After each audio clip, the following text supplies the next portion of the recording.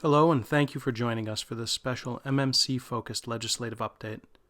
For those of you who don't know me, my name is Bob Kefchin, and I'm MASSP's Director of Government Relations. Recently, there's been a lot of conversation in Lansing about the Michigan Merit Curriculum. In particular, there's been a lot of discussion about Senate Bill 600, a bill that proposes some sweeping changes to the MMC. MASSP has come out in opposition to this bill, and on Tuesday, we sent an email to members with information on the association's stance. Today, we wanted to put this issue in context for members and give you a bit more information about the bill and where things stand. To begin, it's important to start back at the inception of the MMC. In 2006, before the state passed the initial Michigan Merit Curriculum law, Michigan only had two legislated graduation requirements: a semester course in civics and a physical education course for those students who were physically fit and able to participate. Districts had locally determined graduation requirements that went beyond these minimums, but there was wide variation between districts. And like so many laws we've seen passed, the legislature swung the pendulum and ended up at an opposite extreme on this issue. The initial MMC law passed during the Granholm administration in the wake of the Cherry Commission report, with a focus on increasing college attainment, and subsequently, the ACT became part of the state assessment.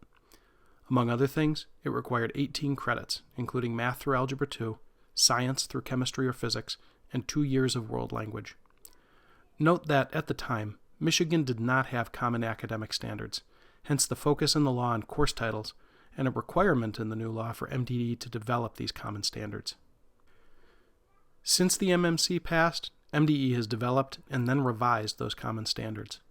Moreover, we've seen a raft of legislation to change the MMC every year since its initial inception, and the tide seems to be rising over time, not only in terms of bills introduced, but bills that get hearings and are passed into law.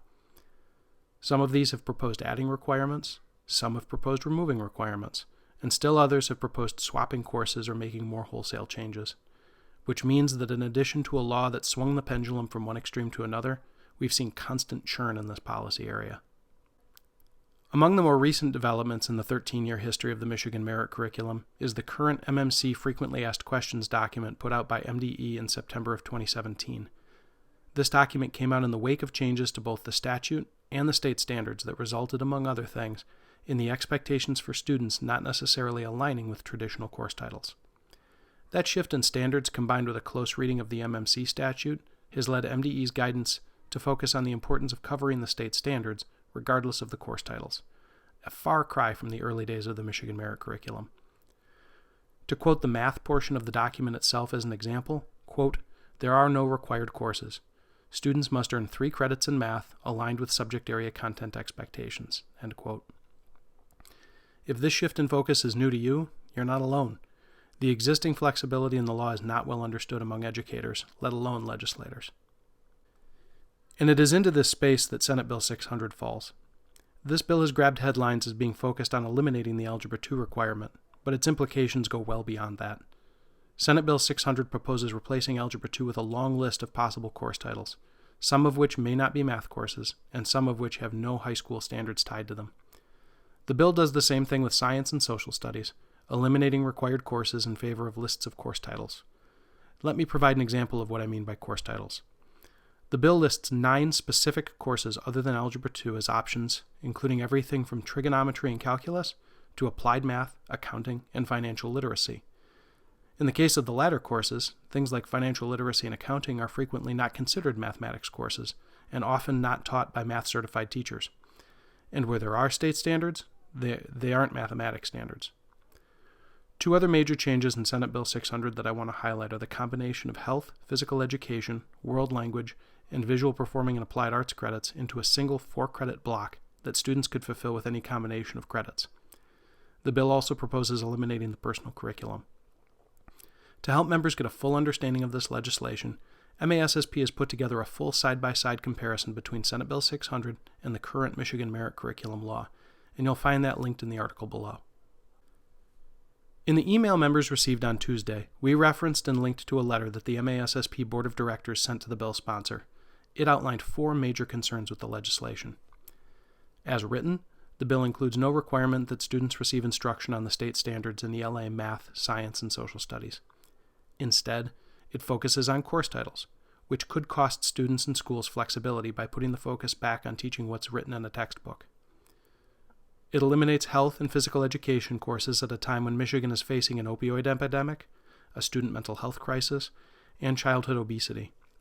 In other words, at a time when we need more rather than less focus on supporting the whole child. And it eliminates the personal curriculum, a tool that provides students and schools with flexibility. To be clear, MASSP welcomes a discussion on providing students and schools more flexibility within the MMC, but we believe that 13 years on we need a more holistic approach rather than the continued policy churn and endless litany of bills. State Superintendent Dr. Michael Rice echoed this sentiment in his remarks to the Senate Education and Career Readiness Committee. He pointed out that we are at a generational moment in the history of the MMC, and added that a generational issue deserves a generational process to produce a generational product. If you want to watch the whole of Dr. Rice's testimony and see MASSP's testimony, the full video of the committee hearing is also linked in the article below. As we hopefully look toward a more holistic process in the future, we also want to highlight one more issue that came up during testimony on Tuesday.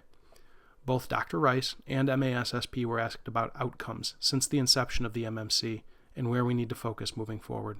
As to outcomes, since the MMC law went into effect, the state's graduation rate has risen roughly 6%, and the dropout rate is down about the same percentage. And CTE enrollment has been effectively flat as a percentage of the student population over that same period of time. This runs counter to often repeated narrative among lawmakers that the MMC is stifling CTE programs. In fact, shortly after the committee adjourned on Tuesday, the state released the most recent CTE completer and enrollment figures, which showed, among other things, that the number of CTE completers in the state has increased by 75% over the past 4 years. These are correlative data, not causative, but they're compelling nonetheless. And as we look to the future, these numbers will matter even more. Of the state's Hot 50 jobs, those projected to be in the highest demand between now and 2026, only 4 do not require some post-secondary education. In fact, by 2020, just next year, 65% of all the jobs in the U.S. and 70% of projected job openings in Michigan will require some level of post-secondary education. Right now, only 44% of working-age adults in Michigan hold some sort of post-secondary credential.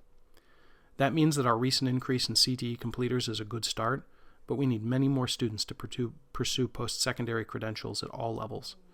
And that means students need to do more than graduate from high school. They need to be prepared for their next educational step. In closing, we've heard from many principals with a desire for more flexibility in the MMC. We also recognize that many people are not aware of the flexibility that's already available and, as a result, may not be taking advantage of it. To help bridge this gap, MASSP is hosting a conference coming up on January 16th in partnership with the Michigan Department of Education, among others. In the morning, our discussion will focus on currently allowable flexibility and what districts can do to better adapt the MMC to meet their needs.